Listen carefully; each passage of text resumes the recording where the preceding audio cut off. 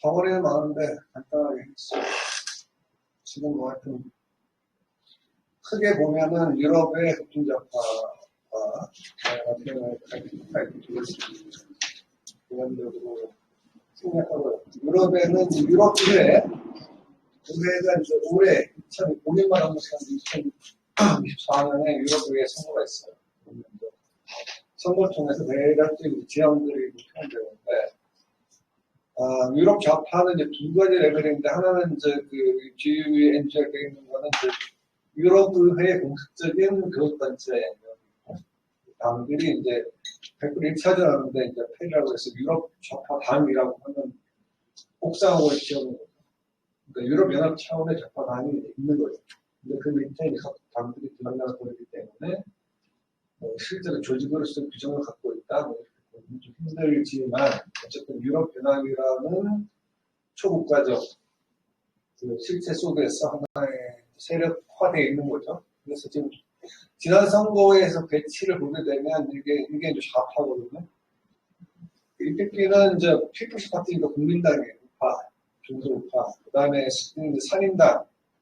알아두실 거는 산인당이 너무 좀 문제가 생겼으면 독일 쪽이 이제 포그레스 알라이언스 진보동맹이라는 표현을 씁니다.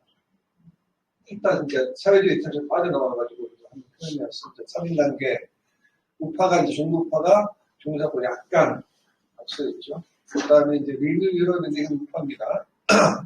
우파인데 이제 그거보다 아니고 요거보다 더 오른쪽에 가 있다고 보시면 되는 그룹들이고 새로 구성하는 거고 그게 녹색당 그러니까 이제 사회당보다 약간 왼쪽에 있죠.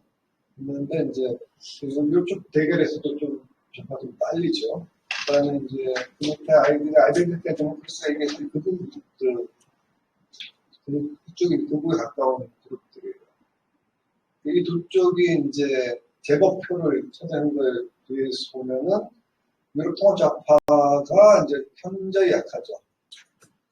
비슷비슷한데 좀 딸리는데 그럼 전체로 합산을 하면은 유럽에서 좌파가 한 55, 좌파가 35, 민정부까지 해서 세력 관계가 되고 있다는 거예요. 퍼센테이지가 있고 의석상에서 있는 거죠. 그래서 이제 한 2억 명 정도가 투표를 했던 결과가 있고요. 그래서 거기서 이제 보면은 독일은 링케라고 해서 좌파당이 있고 프랑스는 이제 FI라고 되어 있는데 이제 돌고래 프랑스 보시면 되고 영국은 이제 브렉시트 나가서 이번에는 선거에 빠질 거예요. 탈퇴했기 때문에 이제 유럽의 선거에서 영국은 더 이상 안 들어오고 각 나라의 할당된 인구수에 대해서 할당된 주변에서 좌파 차지하는 비율인데 이제 스페인은 그 포데모스가 있었고 네덜란드, 벨기에 딱 보면은 이제 이 5%, 5.11%, 5% 경계에 있다고 합니다. 5%가 이제 보통 보면은 이쪽 같은 경우는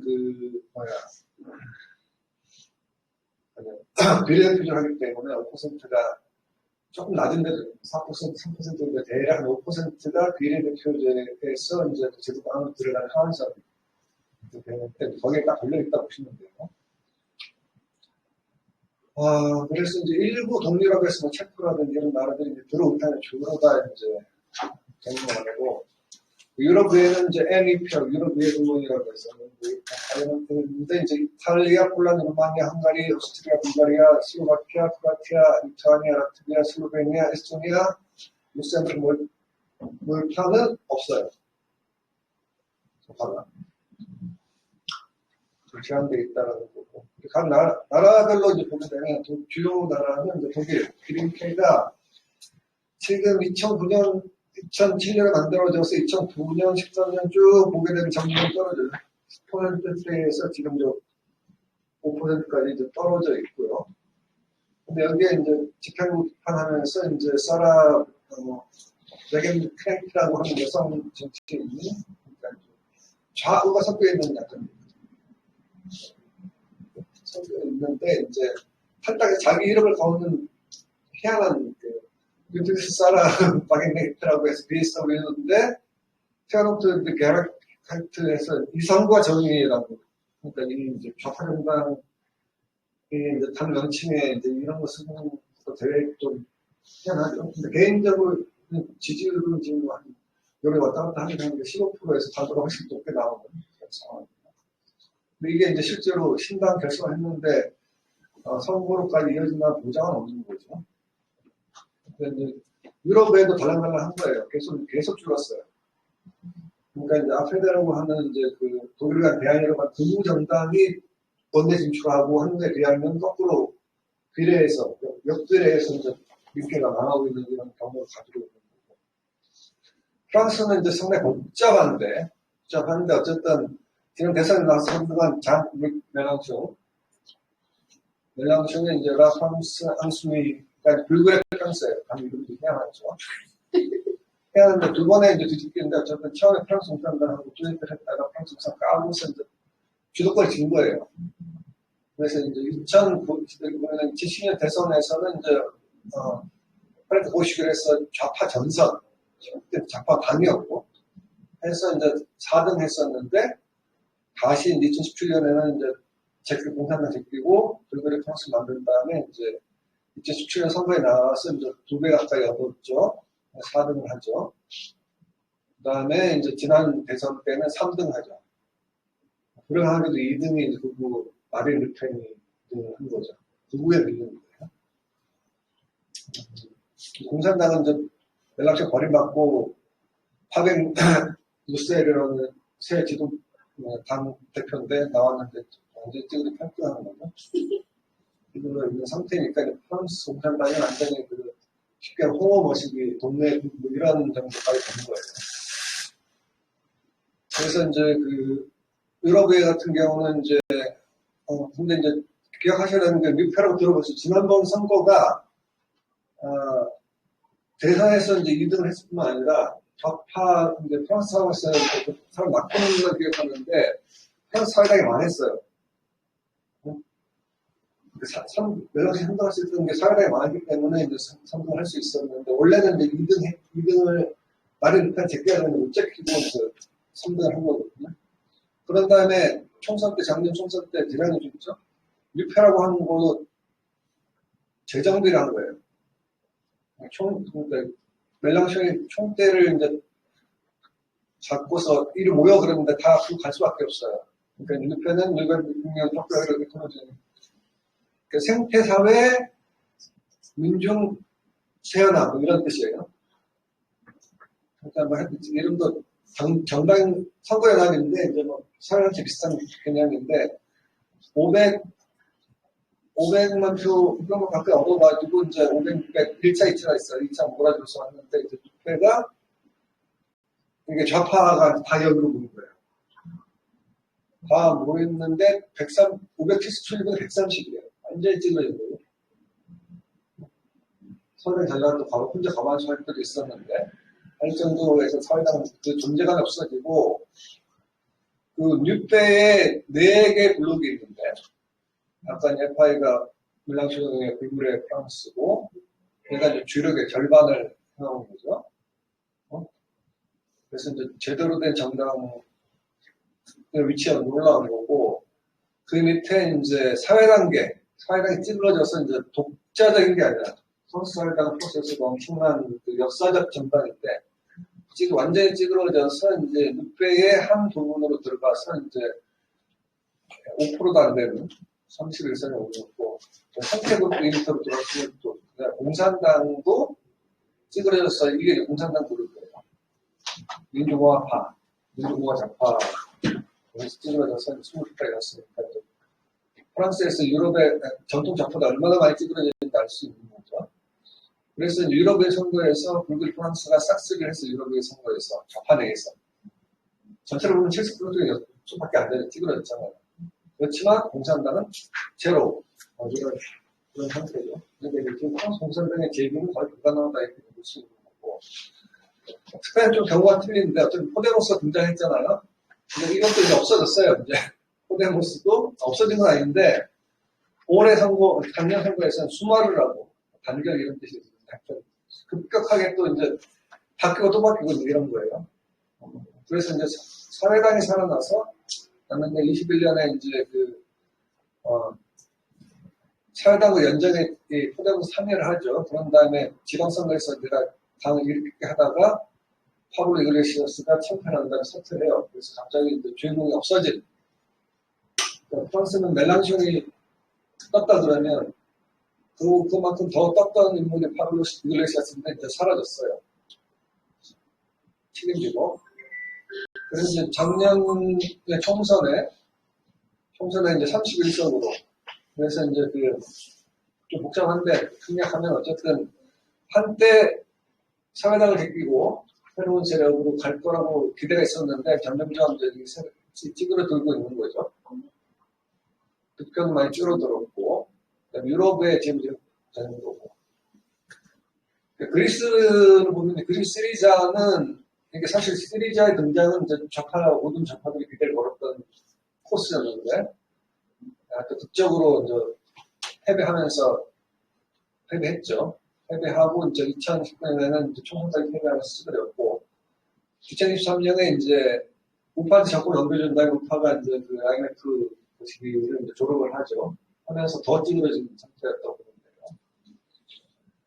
그래서 이제 여기 보면은 사실상 이제 군소에서 이제 좌파의 주력 정당으로 이렇게 등장하고 트로이카, 유럽의 트로이카 싸우는 것까지 했지만 지면서 149석 과반이 한성 모자랐는데 이때까지 해서 정권까지 확단돼서 이제 정권 자체가 좀 무너지고 2019년에는 86석으로 찌그러진 거고 그 다음에 2023년에 이제 두 번에서 이제 47석까지 거꾸로 과거에 이제 10년 전 수준으로 올라간 거죠. 그런데도 2당이에요. 그 다음에 이제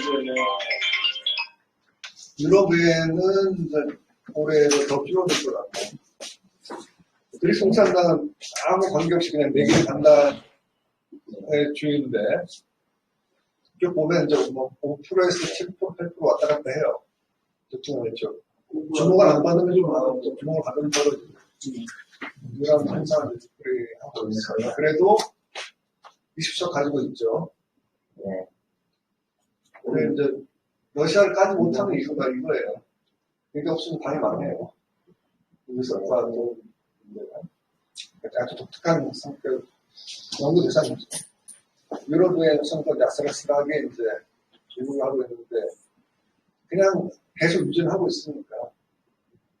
왜냐면 그 세대가 이제 시계가 빠치는 세대하고 문제화 세대, 그 세대가 붙어 있고 포르투갈은 이제 공산당과 이제 급진좌파를 볼 수 있는 이제 BE, 블로그 대 좌파 블록이 98년에 이제 좌파들이 만들어서 했는데, 그러니까 포르투갈 공산당이 이제 네 개를 가련다 해서 스타린주의로 그리스 공산당 제일 비슷한 두 정당인데, 일정하게 이제, 여기도 이제 거슬러 간 74년에 이제 카네이션 혁명 때 의도적으로 제기를 당한 거죠. 제기를 당하면서 10% 가지고 버티는 당인데, 처음에는 어쨌든 PCP는 포르투갈 공산당이고, 공산당 내놓은 인기 없으니까 이제 세대우 그래서 이제 민주연합, 네? 뭐 이런 걸로 자꾸 해요. 공산당 인기 없으니까. 그러니까 빼고 하는데 점점점 떨어지면서 이제 관계 역전이 되죠. 2015년 정도 되면 좌파 블록이 더 많이 왔죠. 거꾸로. 근데 이제 지금 거꾸로 얻었다가 다시 이제 둘 다 같이 이제 찌그러지는 상태. 여기 이제 좌파 블록이 이제 항상 집권의 문제가 돼요. 3인당 정권, 사회당 정권에 들어갔다가 하면서 이제 반토막 나는 이런 결과를 갖고 보시면 대충 수준이고. 최악은 이제 이탈리아가 있는데 이제 이탈리아 공산당이 무너졌을 때 이제 PRC로 제가 공산당이 있었는데 이제 흔적없이 사라졌습니다. 현재는 이제 하도 복잡한데 어쨌든 시네스트라 이탈리아나 그래서 이제 이탈리아 좌파라는 당의 다 선거연합이에요. 선거연합 가까운데 당하고 관계가 없는데 어쨌든 한때 200만, 150만 당원 장애 이탈리아 공산당이 이제 주는 이제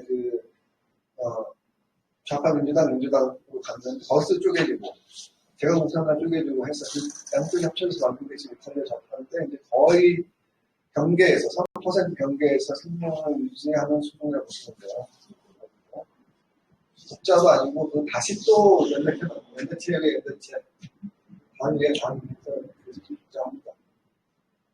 나중에 찾으니까 그 계보도가 없을 정도로.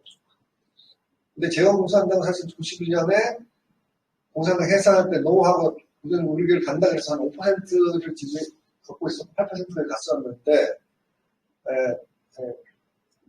역시 마찬가지로 정권에 참여했다가 아프가니스탄 문제 터지고 뭐 등등등 하면서 찌그러져서 완전히 원외 정당으로 가서 이제 독자로도 못 나오고 이런 연대체 이름으로 좌파 시민혁명, 민중의 권력을 이제 민중연합 등등등 이제 이름 짓기도 힘들어. 이런 상태로 이제 찌그러져 있는 거고. 그래서 이제 유럽의 같은 경우는 이제 이미 이제 없어진 지 오래된 거고.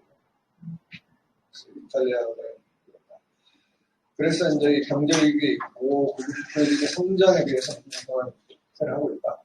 참고로부터 엄청난 위기이고. 근데 이제 제도에 기대할 게 없어서 이제 그 제도 내에 생존이 위협받고 있는 상황을 보고.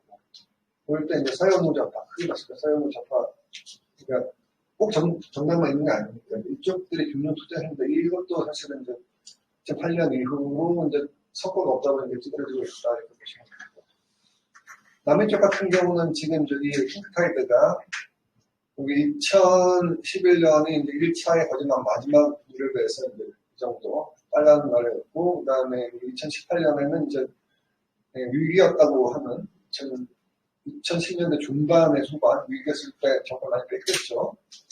2024년에 이제 복구를 한 거예요. 2023년 위기가 이제 아르헨티나인데 아르헨티나가 빨개가지고 아르헨티나 브라질 아르헨티나도 빨갛게 들어서 더 빨간 상태죠. 근데 약간 다시 후퇴한 거예요. 아르헨티나 대선에서 미국 동통화에서 하베르 밀레이가 대선을 지나가고 있죠. 그래서 이제 볼리비아, 브라질, 칠레, honduras, 과테말라, 카나다, 베네수엘라 등에서 집권하고 있는데 이제 가장 최근에 아르헨티나 정권 형태였고 페루 쿠데타로 우에서 쫓겨났고 우루과이 잡고요. 오랫동안 했었는데 엘살바도르 이런 데서 하는 거고 언더볼로면 시행되부터 이런 상황이에요.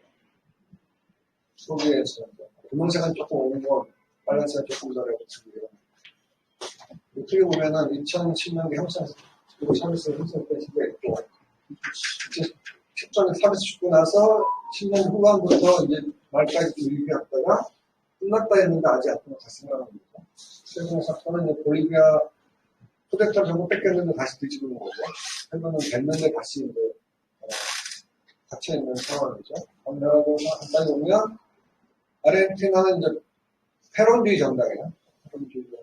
메스 키르치네르, 크리스타 와이프 한번 잠깐 뺏겼다가 다시 이겼다가 다시 또 지금 주고받고 상황이고 볼리비아는 마스예요. movimento al socialismo 사이드 길 에보 모랄레스인데 계속 연임을 해놨다가 쿠데타로 뺏겼는데 다시 이제 루이스 아르세로 카드 바꿔서 승리를 했죠. 브라질 룰라가 2003년에서 10년 지우나 호세프가 두 번 됐는데 쿠데타를 당하죠. 쿠데타를 뒤집고 다시 룰라가 복귀했죠. 마누라 죽고 이제 늙었는데 대안이 없어서 다시 나오고요. 칠레 복잡한데 우리 사회당 계열인데 이제 현재는 이제 그래서 이제 옛날에 리카르도 마고스 2000년부터 미첼레 바첼레 두 번 했죠, 여자. 그다음에 이제 졌다가 다시 가브리엘 보리치 젊은 친구가 된 거예요. 2010년 시간차 공귀하면서 좌파의 세대 교체, 정권 교체 했는데 개헌하자 그랬는데 개헌 나가기 두 번. 가까이 다른 이유로. 그래서 평화체탄법에 반대하는데 새로 한번 못 만들고 있는 이런 상황입니다. 칠레 상황은 조금 더 시간이 없었고 내년에 가야 되는 거고. 콜롬비아는 사실 이제 계속 내전 상태였는데 이제 주요 무장하고 두 군데가 이제 중단하면서 첫 좌파 정권이죠. 당은 약간 콜롬비아의 역사적 그러니까 역사적 역사의 해벽 이런 그런 정도의 이제 연대체고요. 근데 구스타보 페트로가 대통령이 되고 좌파가 이 양반도 이제 원래 70년대에서 20년 동안 M19라고 하는 무장투쟁 조직의 일원이었는데 돌아와서 이제 조국당 수도시장 거쳐서 대통령 개인이 좀 크고 에콰도르는 원래 차베스가 있을 때 이제 라파엘 코레아에서 시민혁명 주도했는데 레닌 모레노가 후계자 장례식 때 대신 때는 미국한테 붙어먹는 바람에 계속 이제 물먹는 사람들이 많았고요. 작년 대선 이길 수 있는 잘고요.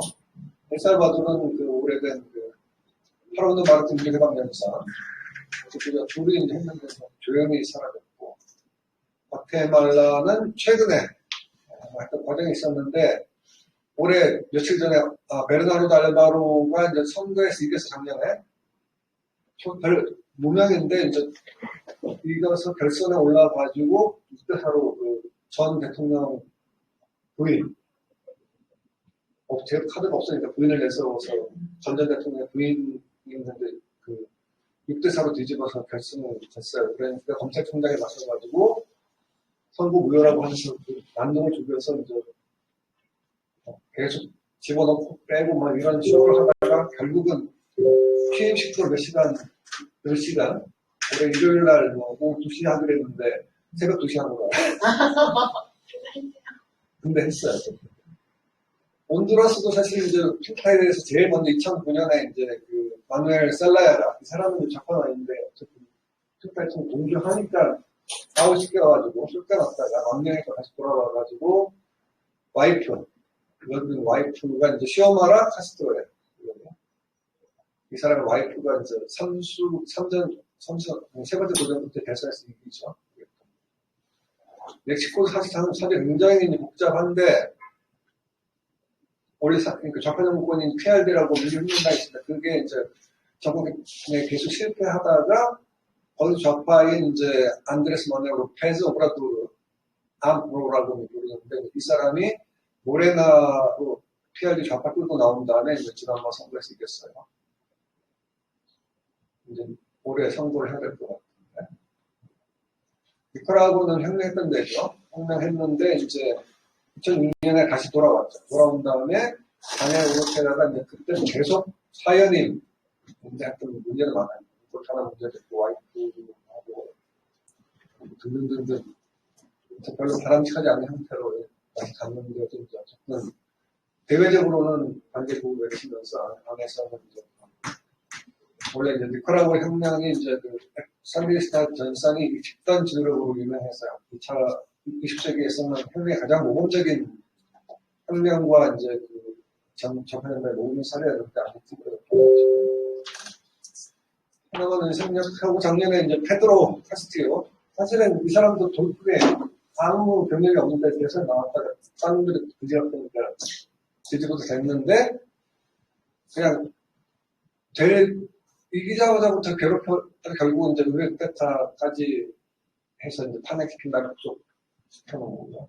작년 2022년 말부터 해서 작년 상반기에 굉장히 저항을 했었는데 지금 좀 수그러드는 상태고 우루과이도 이제 어쨌든 FA가 플란트 폴리오 그랬으면 이제 폭넓은 전선, 방역전선 이런 뜻인데 이제 그것도 한 8개 단체 연합인데 잘 아는 호세 무이카 카바레 바스케스 했는데 지금 굉장히 모범적인 뭐 이런 걸 했는데 좀 찌그러졌고 조금 뺏긴 거죠.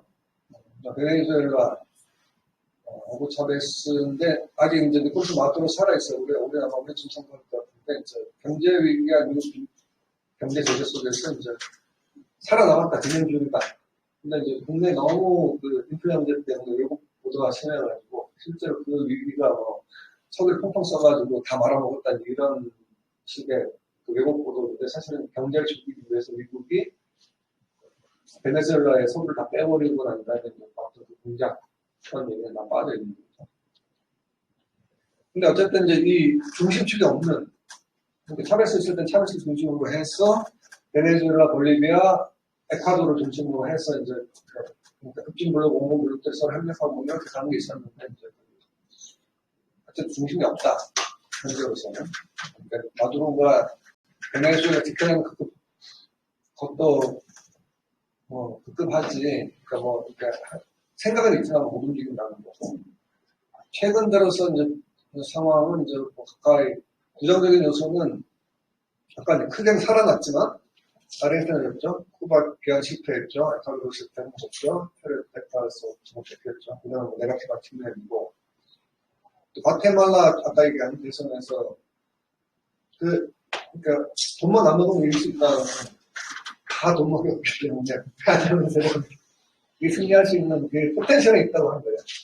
우리나라는 아니지만 여기 선거에 나가면은 새로운 세력으로 승리할 수 있는 가능성이 있다. 그게 이제 핑크파이의 차이라고. 룰라도 그 복수 해제나 이제 성공했죠.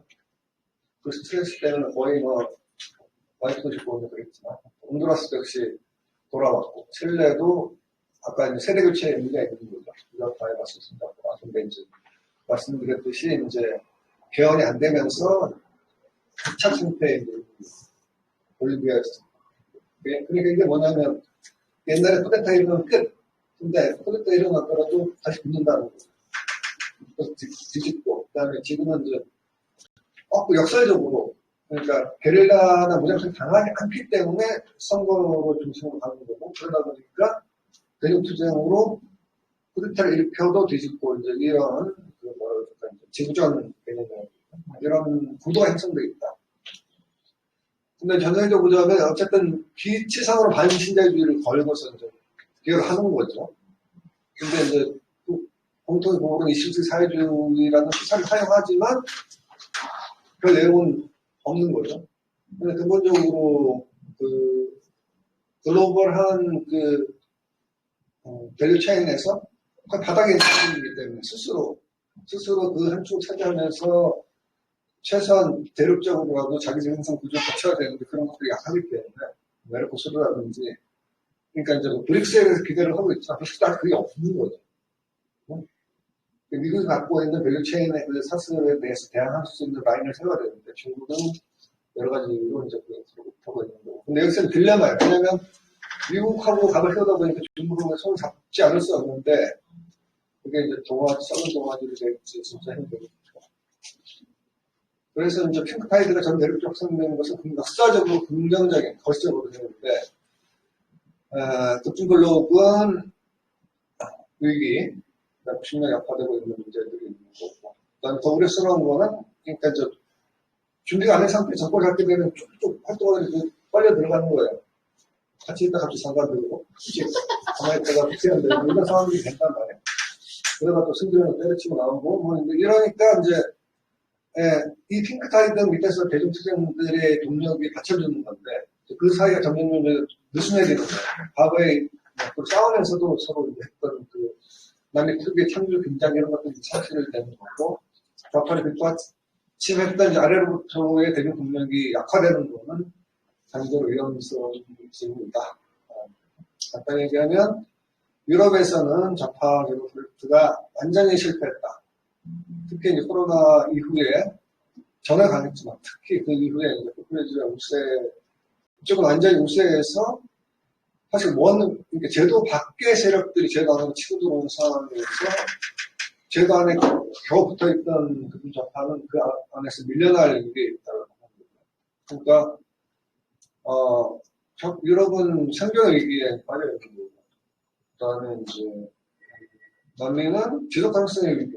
또는 전망의 위기. 그러니까 동력에 의해서 정권 잡을 수 있는데 무엇을 할 것인가 정권 잡고서 과거에 부자파에 나왔던 그런 거 가지고서 이국적인 해결책이잖아요.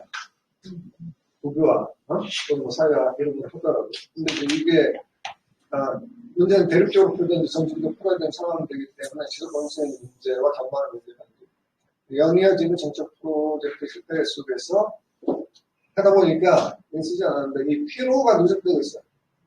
늙었어. 그러니까 대중투쟁이 평균 연령이 급격히 노령화되고 있는 상황 속에서 과연 이 시간 남았는데, 사회운동과 대중투자의 동화, 과연 정치적 좌파 스포츠하는 만큼 갈 것인가. 물론 이제 한국은 약간 쪽팔리긴 하지만 프리펜 문제에서 보듯이 기본 저력은 있기 때문에 그런 투자를 하지만 그 정도, 명피 정도의 투자는 하지만 돌파할 수 있는 실마리는 만들어내고 있지 못하다. 그렇다까요?